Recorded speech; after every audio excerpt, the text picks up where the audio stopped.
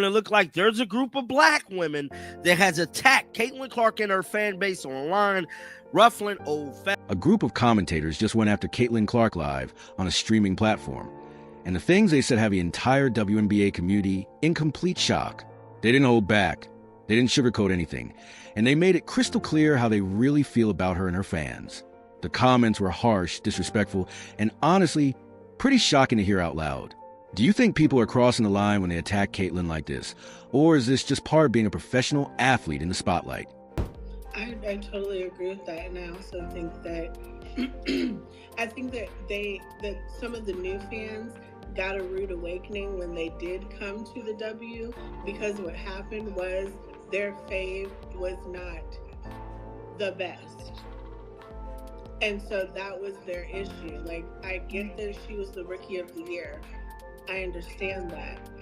But you're also battling and competing with people like Lisa Collier, with people like your own teammate Kelsey Mitchell, with other people who, like we've all said, have been here for a while, like the Breanna Stewarts, who have been here.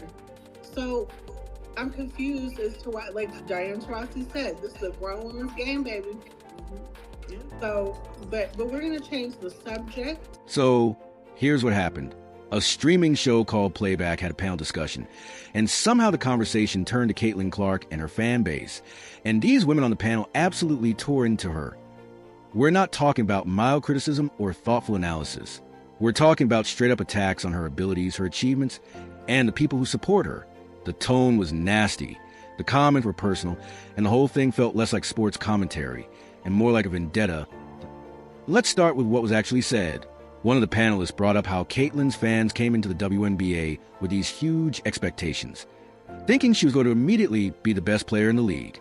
According to this person, those fans had a rude awakening when they realized Caitlin wasn't dominating like they expected.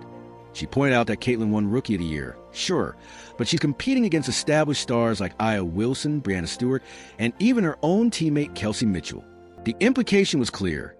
Caitlin isn't as good as her fans think she is, and everyone needs a reality check.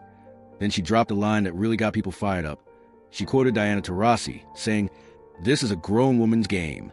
The message was obvious. Caitlin might have been a superstar in college, but the WNBA is different, and she's not special here. She's just another player trying to survive against women who've been doing this for years. It was dismissive, condescending, and clearly meant to put Caitlin and her fans in their place. You have no motion. You have 131 followers, and you're speaking on CC.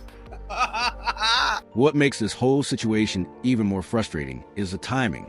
The WNBA just had its most successful season in history, almost entirely because of Caitlin Clark.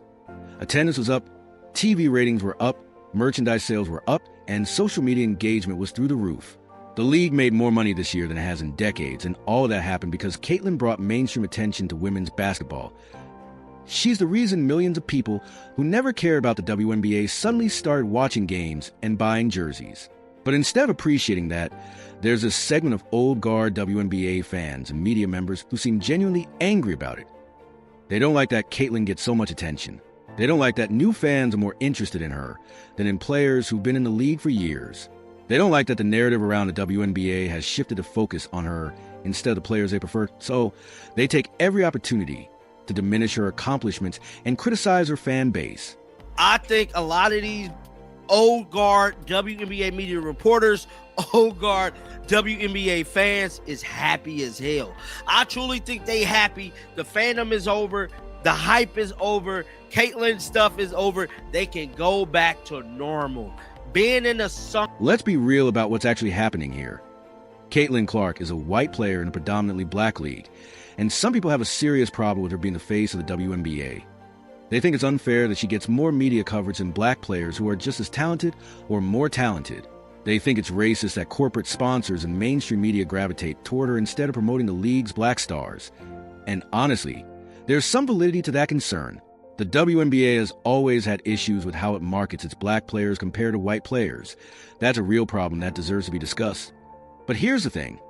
Attacking Caitlin personally and trying to tear her down doesn't fix that problem. It just makes the league look petty and dysfunctional. If you want black players to get more recognition, Then promote them, hype them up, create compelling content around them. Don't spend your energy trying to convince people that Caitlin Clark isn't actually good at basketball, because that's just not true. She's talented, she works hard, and she's earned her spot in the league. You can acknowledge that while also pushing for better representation of other players. I said what I said. You said what you said, huh? You said, oh yeah, you is definitely a Comment on that playback stream also revealed something else that's been bubbling under the surface all season. A lot of old WNBA fans are happy that the hype around Caitlin is starting to die down. The off-season is here, and without games to watch, people aren't talking about the league as much. Social media engagement is dropping.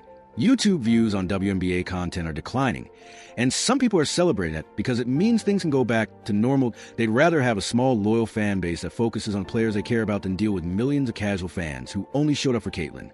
That mindset is absolutely wild when you think about it.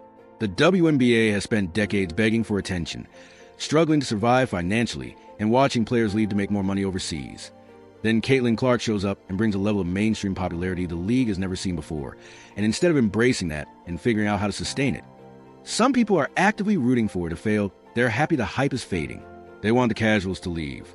They prefer a smaller, less popular league that caters to their specific preferences. Here's the problem with that attitude. The WNBA needs money to survive. It needs sponsors, TV deals, ticket sales, and merchandise revenue. All those things require a large fan base and mainstream popularity.